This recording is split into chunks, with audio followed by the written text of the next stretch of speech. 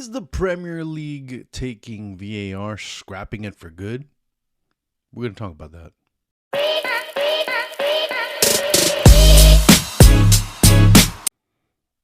Welcome, everyone. It's a pleasure to be back, and that's some big news. Well, at least the prospect of it. It still has to go to voting. It still has to be done. It still has to be formalized during the summer. And is it going to be so cut and dry? Not really. Now, is there a possibility that's going to get eliminated? Probably. There are a lot of teams that are right now at a point, and obviously we know that Wolves is one of the teams that are leading the way in the eventual voting or the potential voting of scrapping VAR. There's been a lot of controversies so far this year. We can probably go through a lot of them, and it would take a very long video to do so, I might as well not do so. We one of the biggest highlights is, remember the Spurs Liverpool match where a goal ends up being disallowed, and of course that ends up leading to a suspension.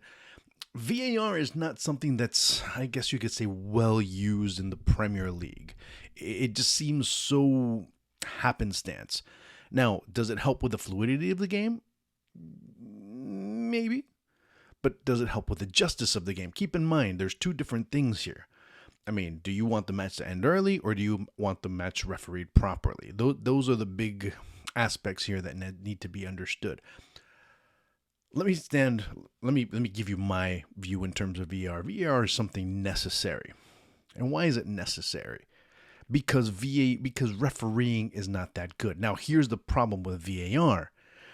If you give your friend that tends to get in a lot of car accidents a Ferrari, it doesn't necessarily mean that he's going to become a better driver. It just means that the propensity of crashing that Ferrari ends up being pretty high.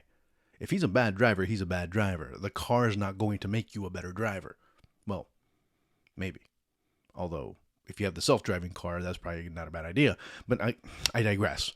My point is that having technology doesn't make you better. Being able to use that technology makes you good. Now, another example, if you had a very high-end laptop or a computer and you don't know how to use it, what good is it to you? Or you don't know how to use it properly and you can't maximize it, then see what I'm saying? That's the problem, the conundrum I have with VAR. Is it necessary? Yes, technology is necessary because the speed of the game has increased significantly.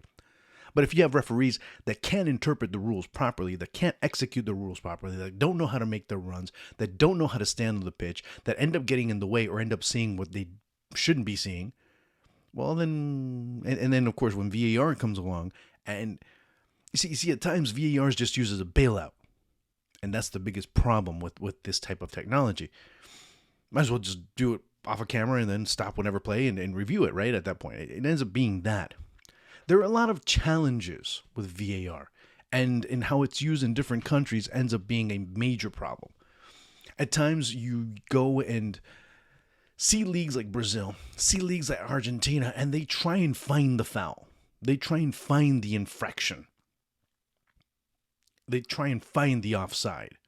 And that's where things end up working out. Now, in terms of the Premier League, maybe sometimes they're too stringent, and then sometimes they're too loose, and depending on the referee, VAR will go one way. So you can have the same call in 10 different matches. You can have 10 different decisions. That's not good for the referee. That's not good for refereeing, and it's especially not good for the player because they don't know what they're getting themselves into. There's a lot of displeasure in terms of how VAR is being handled, how the communication between VAR and the referees are being handled.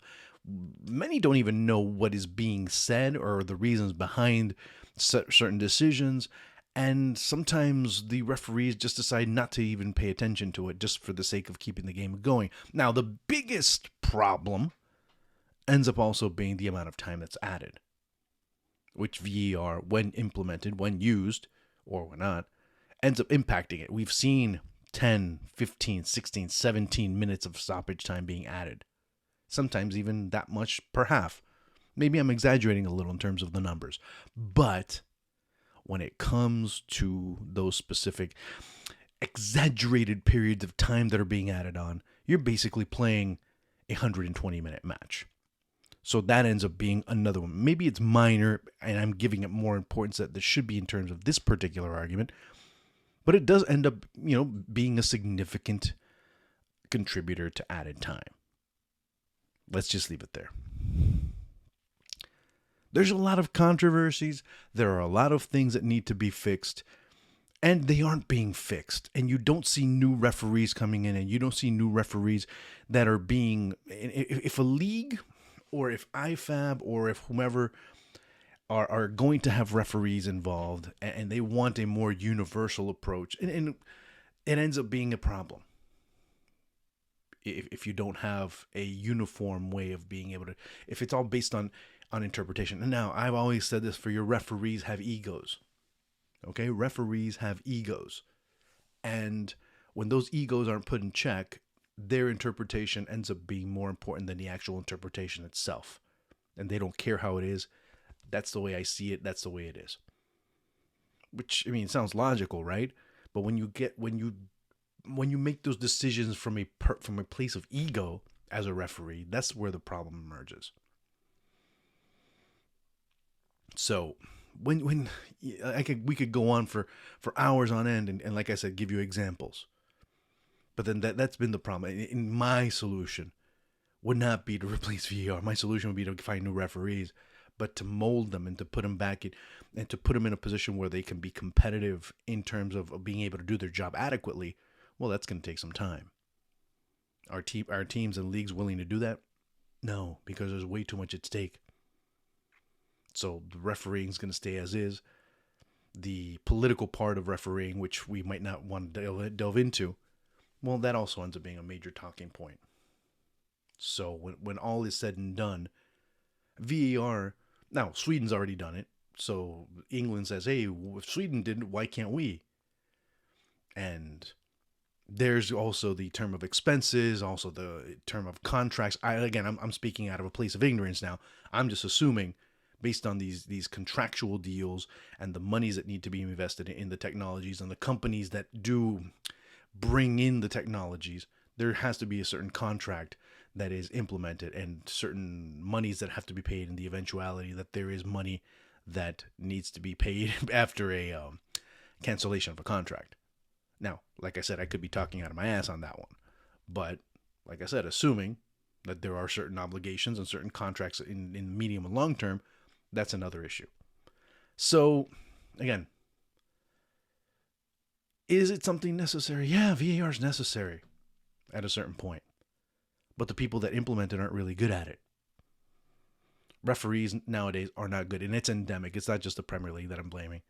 It's a lot of other leagues that usually do things very badly. And the refereeing, there's no accountability. Things really have to go sideways for a referee to get suspended in the Premier League. And if they blow a game, well, nothing much is said. No one talks. No one. I mean, yeah, it will be talked about, but the referee doesn't have to go and face the music and like players do when they screw up, like coaches do when they screw up. Referees are kind of they're absolved of that. They have a certain immunity to that. And then the following week they're back at it and they make another mistake and then they continue and like I said, they have to do something really bad for them to be suspended. And there's a lot of issues in terms of refereeing. And that's where things end up going sideways for everything. So, is the Premier League going to be able to get rid of this? Or are the Premier League teams going to be? At a certain point, there will be a possibility. Now, I'm not saying that it's going to. I'm saying that there's a big chance. They've already seen that the examples there. Like I said, Sweden has already said, you know what? No, we want to scrap VAR. Now, is it something that's going... Now, the problem... Okay, let's say they do can. They do say... They do can VAR. And you start getting these controversial calls again. When players are offside when they're on or vice versa. Or there's a foul that's not called by the referee and... You know, that type of thing. And then all of a sudden, assistant referees are doing things wrong. I want to see what happens then. I would like to see a season with no VAR, to be quite honest. And see if everybody wants to go back.